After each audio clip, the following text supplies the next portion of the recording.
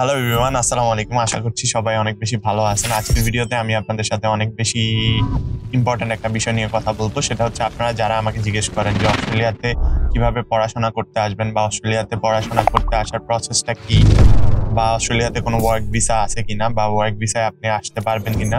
So work ভিসার ব্যাপারটা হচ্ছে সিম্পল কথায় না, বাট আপনি যদি there are some ways but it's very difficult to be honest। Bangladesh থেকে এটা অনেক বেশি difficult.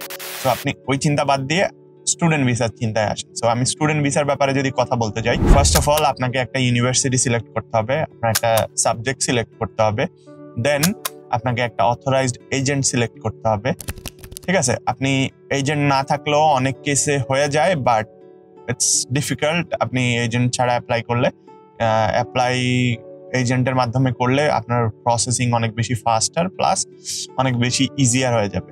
So basically at some point দেখবেন যে আপনি অ্যাপ্লিকেশন করতেছেন নিজে নিজে, কিন্তু ওরা একটা সময় গিয়ে বলবে যে তুমি আমাদের অথরাইজড এজেন্টের হেল্প চাও নাকি, বা তুমি আমাদের অথরাইজড এজেন্টের মাধ্যমে অ্যাপ্লাই করতে চাও নাকি। সো এই হচ্ছে বিষয়। তো এরপরে যদি আমি আপনাদের সাথে কথা বলি, আপনার ইউনিভার্সিটি আপনি সিলেক্ট করে ফেললেন। আপনার ইউনিভার্সিটি সিলেক্টের পরে আপনার কাজ কি? আপনার সাবজেক্টও আপনি সিলেক্ট করে ফেলছেন।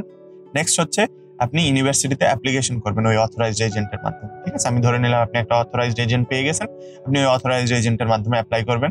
তো ওই অথরাইজড এজেন্ট আপনাকে ইউনিভার্সিটিতে অ্যাপ্লাইয়ের ক্ষেত্রে হেল্প করবে। কোনো টাকা পয়সা নর্মালি লাগে না কোনো অথরাইজড এজেন্টের মাধ্যমে অ্যাপ্লাই করতে গেলে, বাট কিছু কিছু এজেন্সি আছে আপনার থেকে হয়তো 5,000 10,000 টাকা চার্জ করবে বা 20,000 টাকা চার্জ করবে, বাট মোস্টলি কোনো অথরাইজড এজেন্ট আপনার থেকে কোনো টাকা চার্জ করবে না। ঠিক আছে, তারপরে হচ্ছে আপনি ইউনিভার্সিটিতে অ্যাপ্লাই করবেন, আপনার আইএলস থাকতে হবে ফার্স্ট। সবচেয়ে ইম্পর্টেন্ট বিষয় হচ্ছে এটা, আপনার যদি আইএলস না থাকে আপনি আসলে বাংলাদেশ থেকে অস্ট্রেলিয়া আসার চান্সেস নাই।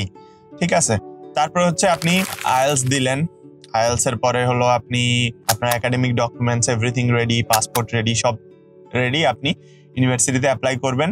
ইউনিভার্সিটিতে অ্যাপ্লিকেশনের পরে আপনার ইউনিভার্সিটি আপনাকে অফার লেটার দিবে, which will be a conditional offer letter. ওকে, আপনাকে কন্ডিশনাল অফার লেটার দিয়ে দিল। দেন আপনার নেক্সট প্রসেস হচ্ছে জিএস ক্লিয়ারেন্স, যেটা একসময় জিটি ছিল, জিএসটি ছিল, কত ভংচং কত রকম নাম ছিল, এখন বর্তমানে সেটা নাম হচ্ছে জিএস। সো জিএস ক্লিয়ারেন্স মানে হলো জেনুইন স্টুডেন্ট ক্লিয়ারেন্স। সো আপনি জেনুইন স্টুডেন্ট ক্লিয়ারেন্সের পরে আপনি একটা আনকন্ডিশনাল অফার লেটার পাবেন। সো জিএস ক্লিয়ারেন্স করার টাইমে আপনার ফাইন্যান্সিয়াল ডকুমেন্টস, আপনার বাবা মার সোর্স অফ ইনকাম, এই ধরনের ডকুমেন্টস গুলো আসলে লাগে ইউনিভার্সিটির। তারপরে হয়তো আপনাকে একটা এসওপি লেখা লাগতে পারে, ওইগুলা দিয়ে দেন হচ্ছে আপনার জিএস ক্লিয়ারেন্স হয়ে যাবে। হয়তো বা ইউনিভার্সিটি আপনাকে একটা ইন্টারভিউ নিতে পারে, ডিপেন্ড করে, অনেক ইউনিভার্সিটি নেয় অনেক ইউনিভার্সিটি নেয় না। সো আমি ধরে নিলাম তারপরে হচ্ছে আপনার জিএস ক্লিয়ার হয়ে গেল।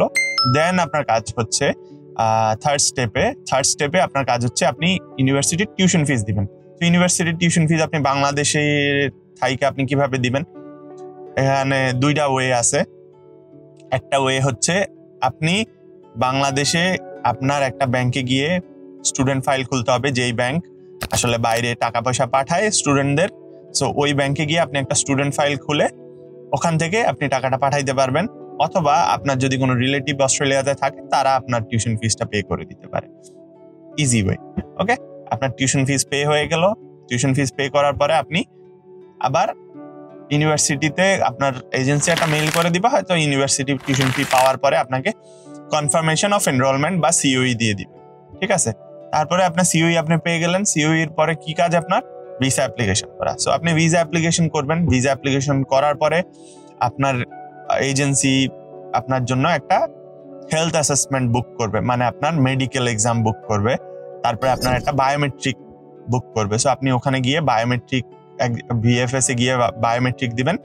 আপনার এজেন্সিতে আপনি ওই বায়োমেট্রিকের হয়তো একটা ডকুমেন্টস কিছু একটা দেওয়া লাগতে পারে। তো আপনি ওইগুলা আইনা, এজেন্সি আপনাকে বলবে আপনার কি দেওয়া লাগবে না না লাগবে। তো আপনি ওইগুলা আইনা জাস্ট ওদেরকে দিয়ে দিবেন। আর মোস্ট লাইকলি আমি মানে যেটা আমার কাছে মনে হয় যে এগুলো আসলে অটোমেটিক, ভিএফএস থেকে আপনার ফিঙ্গারপ্রিন্ট আপডেট হয়ে যাবে।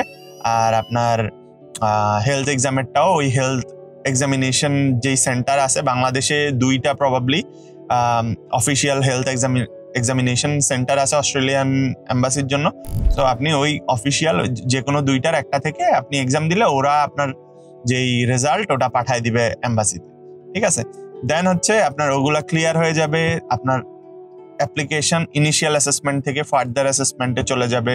অনেক সময় ইনিশিয়াল অ্যাসেসমেন্ট আপনার ভিসা হয়ে যাবে, অনেক সময় ফার্দার অ্যাসেসমেন্ট আপনার যাওয়ার আগেই ভিসা হয়ে যায়, মানে আপনার ফার্দার অ্যাসেসমেন্টে অনেক সময় গেলে ভিসা হবে। সো এরপরে আপনি অ্যারাউন্ড 5 দিন, 10 দিন, 15 দিন, 20 দিন, 25 দিন, 30, 35, 40, 45 depending on your luck, it can take up to 90 days। So আপনার লাকের উপর ডিপেন্ড করে। আমি 13 দিনে ভিসা পাইছিলাম, অনেকে 3 দিনে পায়, 2 দিনে পায়, অনেকে 15 দিনে পায়, অনেকে 20 দিনে পায়, অনেকে 1 মাসে পায়। সো আপনার লাকের উপর আসলে ডিপেন্ড করে যে আপনি কত দিনে ভিসা পাবেন। সো এই ছিল আসলে সিম্পল কথায় আজকের ভিডিও। আপনারা যারা অস্ট্রেলিয়া আসার কথা চিন্তা ভাবনা করেন এন্ড অস্ট্রেলিয়া আসার ব্যাপারে একটু কনফিউজ যে আপনি আসলে কিভাবে আসবেন, আপনার ভিসা প্রসেসিং এভরিথিং কিভাবে হবে, হ্যাঁ, আপনার প্রসেসটা কিরকম হইতে পারে। সো এই ছিল কয়েকটা স্টেপে আপনার অস্ট্রেলিয়া আসার ভিসা প্রসেসিং বা অস্ট্রেলিয়া আসার আপনার প্রসেসিং এর ওয়ে। সো আশা করছি ভিডিওটা আপনার হেল্প হয়েছে। যদি হেল্প হয়ে থাকে আপনি অবশ্যই লাইক দিতে ভুলবেন না, সাবস্ক্রাইব করতে ভুলবেন না, and I would really appreciate if you share it with your friends. So এই ছিল আজকের ভিডিও। সবাই ভালো থাকবেন, সুস্থ থাকবেন। আসসালামু আলাইকুম।